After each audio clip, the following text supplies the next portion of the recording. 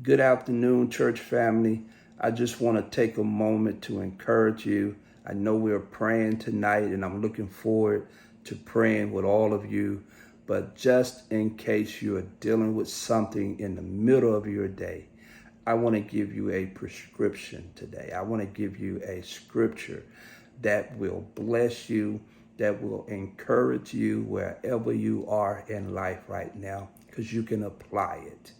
Proverbs 3:5-6 says, trust in the Lord with all your heart and lean not to your own understanding, but in all your ways acknowledge him, and he will direct your path.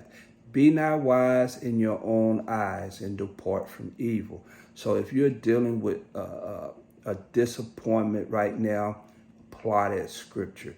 If you're dealing with a heartache right now, apply that scripture.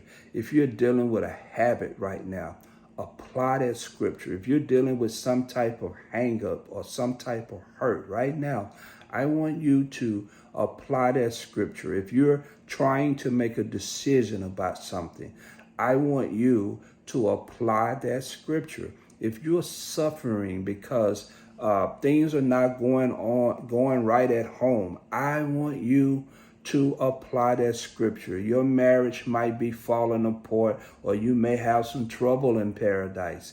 I want you to apply that scripture. If your job, if things are not going right on the job, and you get in trouble from your superiors, and you get in trouble from your co-workers and the customers or whatever, I want you to apply that scripture. If you're struggling with parenting and you're trying to love your children and you're trying to make better or the right parental choices, I want you to apply that scripture. If you're trying to figure you out and you're trying to learn about you and you want to know you want to get in touch with yourself, I want you to apply that scripture. If you're new on this journey with God and you're trying to walk with him and get close to him, I want you for sure to apply this scripture, because in everything that we face, it all comes down to this scripture: trusting in God wholeheartedly and not leaning to our own understanding. Because see, I've learned a long time ago, y'all, that it's not about how I feel. It's not about how I think and what I think should happen. But it's about really coming to the fear of the Lord, because proverb writer said that's the beginning of wisdom.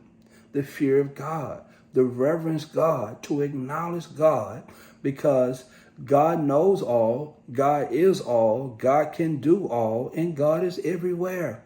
So he's already proven to me that he knows his way around this thing. He knows his way around our problems. He knows how it's going to end. So then it behooves me, as it does you, to trust him, to put the situation in his hand and allow him to navigate us. And so we have to get the problem out of our hands and transfer it into his hand, because that's what makes it different. And that's what makes the difference. Because you remember in the story when Jesus came down and he was preaching in the wilderness, and they were trying to dismiss the multitude of people, and they only had 2 fish and 5 loaves of bread. And the disciples were like, this is nothing. This is not enough food to feed all these people. Look at all these folk out here. And you talking about 2 fish and 5 loaves of bread. And then Jesus say, look here, give it to me. And man, you talking about the best fish fry ever happened with only 2 pieces of fish and 5 loaves of bread. And here's the difference. When it was in their hands, no, they couldn't see the possibility. Because when it's in our hands, we can't see. We can't see beyond what we see in front of us sometimes.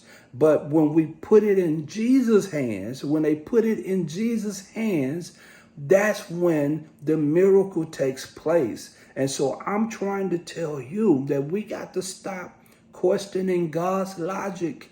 We have to stop walking in doubt just because we can't see him. But you know, he who comes to God, they must believe that he exists. They must seek him diligently because he would then reward us accordingly. So it's your faith. Without it, it's impossible to please him. So I want to encourage you that whatever you're struggling with, I don't care what it is. I don't care how small it is, how big it is. Whatever you're struggling with, whether it is a sickness, whether it is a mental situation, whether it is spiritual, I want you to transfer it from your hands and put it into his hand. Peter says, cast all your cares upon him. Why? Because he cares for you. And it is important that we release this stuff, unburden ourselves of this. And the reason why it's important for us to unburden ourselves of our problems, our troubles, our circumstances, is because God needs us focused. Because we can overdose off of these problems. We could overdose off of trials and tribulations wherein we're no longer sober.